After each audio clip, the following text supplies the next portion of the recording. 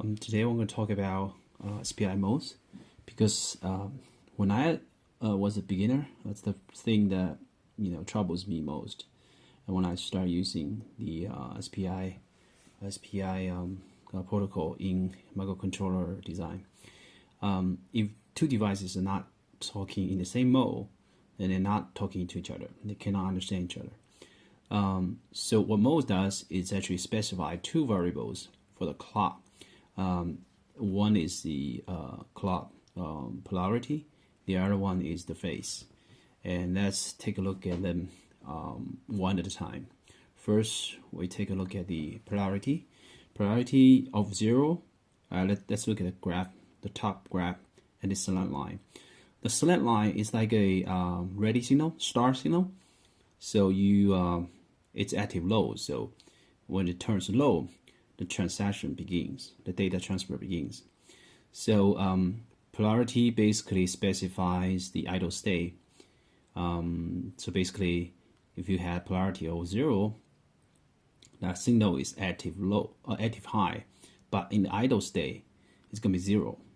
So idle state before the clock turns, the transaction line, the slant line goes low. That's the idle state. If polarity is 0, the idle state is going to be 0, and the active state for the clock, it's going to be high. So you see this waveform here. That's the top line here. That's the polarity of 0. So anything that's in before the transaction, before the slant line goes low, it's going to be the idle state of the polarity of the clock. The polarity of 0 basically means the clock is going to be low when it's not doing anything, when the device is not transferring anything. And then polarity of 1 basically means it's idle high.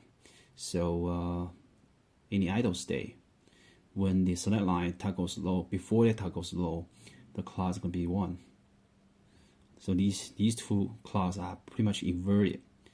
And in other words, you can understand it as polarity of 0 means non-inverted clock signal, and polarity 1 means inverted clock signal.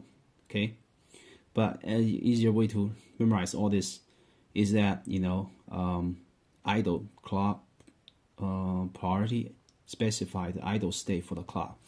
So if it's 0, that means idle state is 0, and then if it's low, it's 1, then it's gonna be idle state high.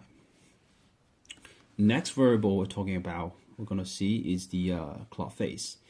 All that means is that whether or not there's a phase shift, but that's kind of technical. So the simple way to understand it is to see if it's basically when you're going to sample the data.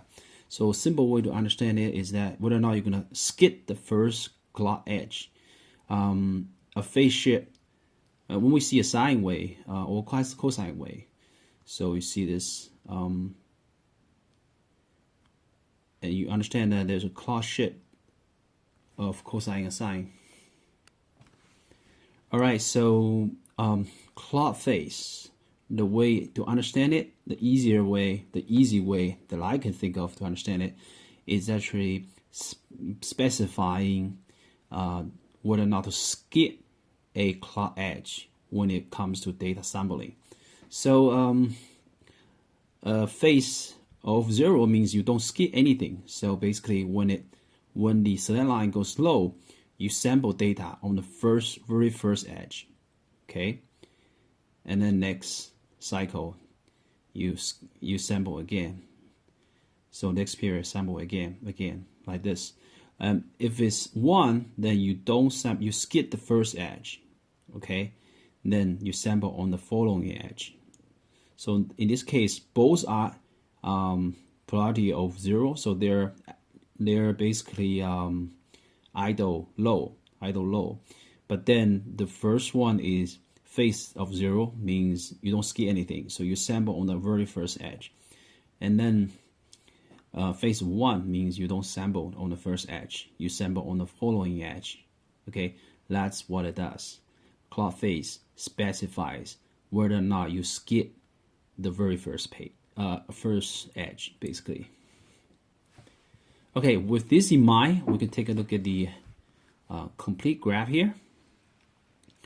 And don't be intimidated. So it's going to be really simple. So you got this data line here, and then there's this select line, active low, basically. Okay, so in upper half, about the select line here, this is the polarity of 0, means these two clocks are basically they're different modes, but they are all active high, or their idle state, clock idle state, it's gonna be low. So you see this clock is low in mode 1, mode 0, mode 1, and then you see the clock in idle state, it's gonna be low. But this here, this mode 0 has a phase, clock phase of 0, so it's gonna be sampling on the first clock edge, which is right here. Okay, gonna be sampling this data bit here on the first edge, so it's gonna be rising. Okay, but this here is phase of 1, so that's gonna skip the first edge here. Okay, and then gonna sample on the following edge. So yeah, basically these two modes, 0, 1, having the same polarity, and then they just differ in clock phase. Okay, so the bottom half here is the opposite. They actually the same, but their clock polarity is 1. So so there's gonna be idle high here and idle high here. So when the difference between them, again, it's the same. It's clock phase. So this got a clock phase of 0, so it's gonna sample on the very first page edge. So right here, and then this one here is clock phase of 1, so it's gonna skip the very first one. Okay, it's gonna skip the very first edge, so it's gonna sample on the second edge here. Okay, so there's the difference between these two modes actually. One is the phase of 0, phase of 1. So yeah, that summarizes the SPI modes. So we can make a table of it, basically how it looks. Let's insert another page here,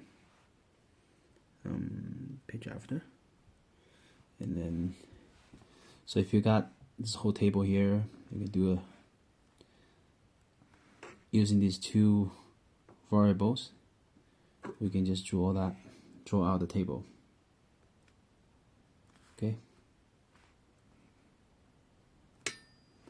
Okay, that's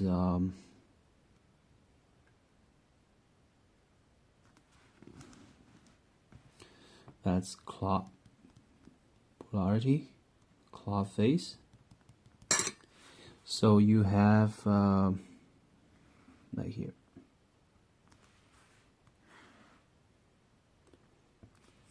clock polarity of 0, 1, and there's clock phase of 0, 1. So you got this is mode 0, mode 1, mode 2, mode 3.